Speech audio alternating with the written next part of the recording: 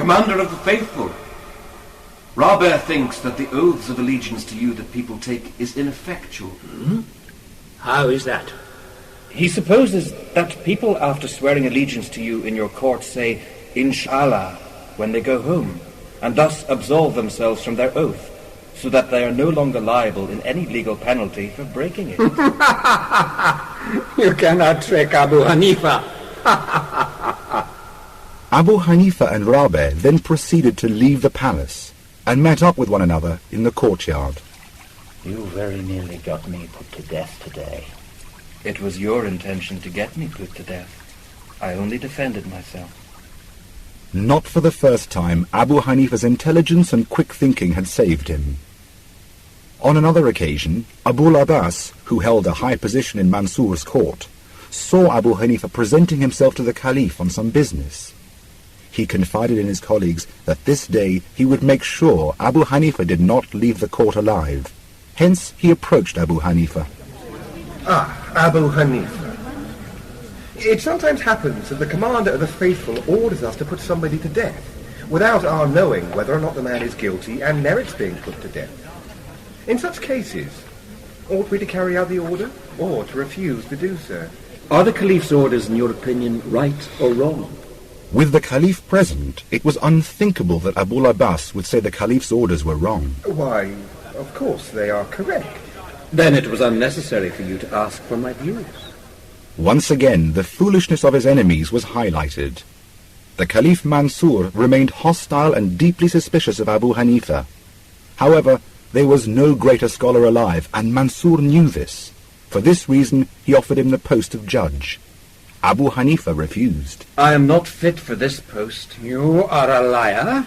If I am a liar, then my statement that I am unfit for the post of judge is true, because a liar cannot be appointed a judge. I swear I will make you accept this post. And I swear that I will never take it.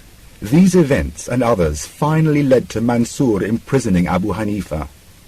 Often he would send for him and hold religious debates, yet Mansur had no intention of ever releasing Abu Hanifa.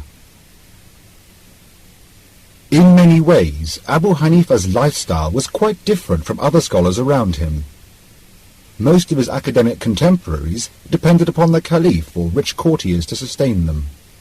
Teaching was not yet a salaried profession, so those in the field had no alternative but to seek assistance in day-to-day living. Abu Hanifa strongly opposed this practice. If one received money and favours, how could one be independent and fair in judgments? For this reason, he refused any payouts or help in his finances. On one occasion, Caliph Mansur summoned Abu Hanifa to his court to settle a dispute between himself and his wife Hara. Abu Hanifa, how many wives may a man have? 4. Do you hear that, Hara? Yes, I hear it. But this permission is only for a man who is capable of doing justice.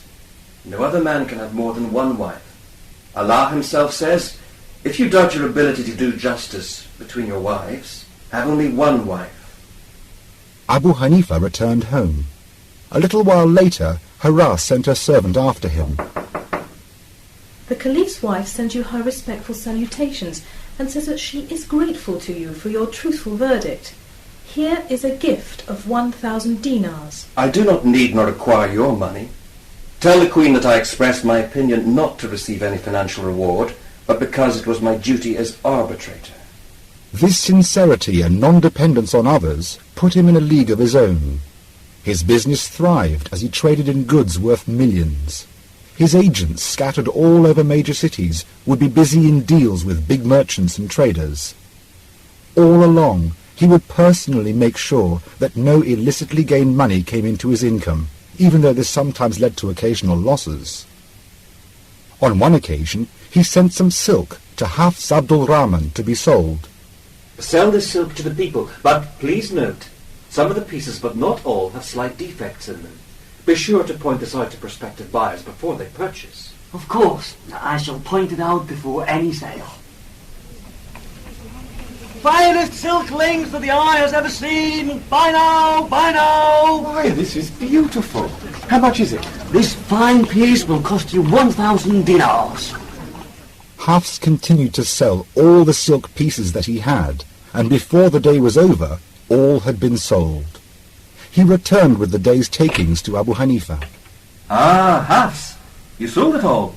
How did they take to the defects? Oh, weird man, may I lose myself. I forgot to point it out. Forgive me. Then we have no right to this money.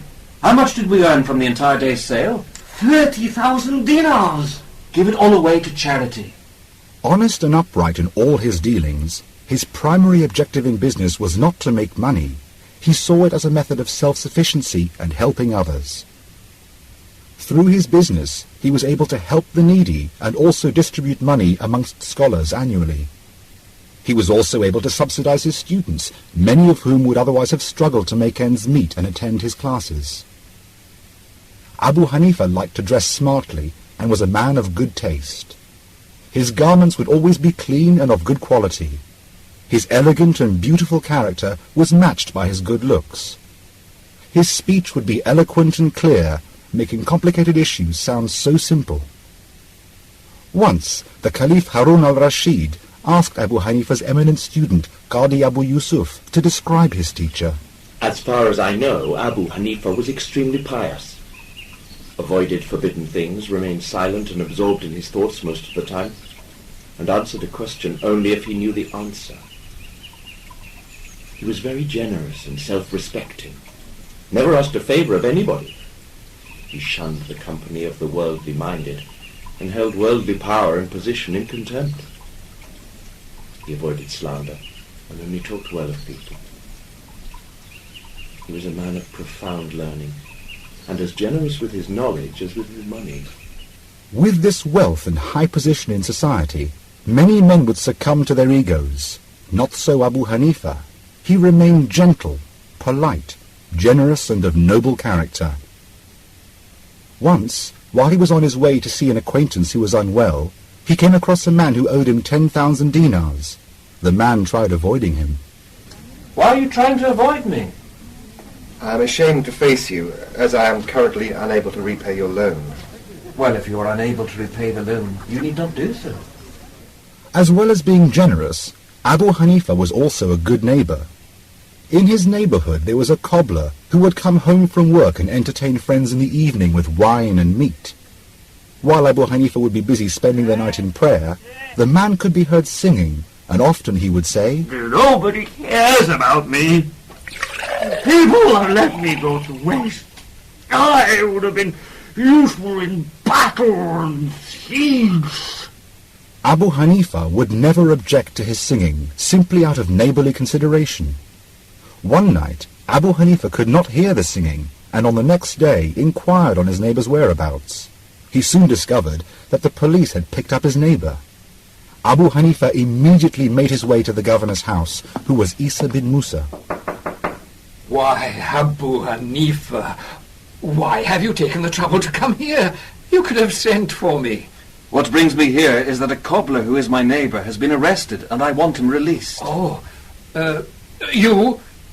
Go quickly, release the cobbler at once and bring him here. Immediately, someone was sent to release the cobbler and bring him to the governor. Okay. Have you sobered up yet? The governor wants to see you. My friend, you are free to go.